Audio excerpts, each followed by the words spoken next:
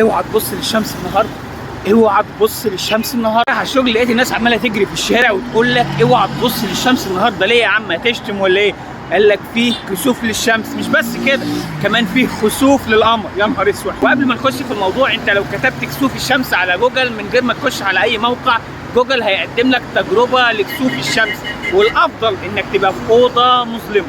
وعشان تبقى عارف المواعيد، فكسوف الشمس يحصل الساعه 45 دقيقه مساء، يعني قرب المغرب تقريبا. الكسوف الكلي واللي هيحول النهار لليل هيبقى ظاهر جدا في امريكا الشماليه وبعض الاماكن في الكره الارضيه، وهتبقى ذروه الكسوف الكلي الساعه 8 و17 دقيقه، وهينتهي الكسوف خالص الساعه 10:52 دقيقه بالليل.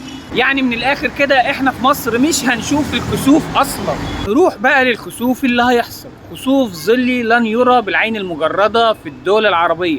معرفش ليه محدش بيتكلم عنه، مع ان ده من علامات الساعه. علامات الساعه كان اتكلم عنها النبي عليه الصلاه والسلام، وقال انهم 10، منهم خسوف بالمشرق وخسوف بالمغرب وخسوف بجزيره العرب. المهم انها علامه من علامات الله، لازم كلنا نسبح ربنا ونحمده. عموما انا اسامه طلعت وكنت معاكم وانا رايح على الشغل.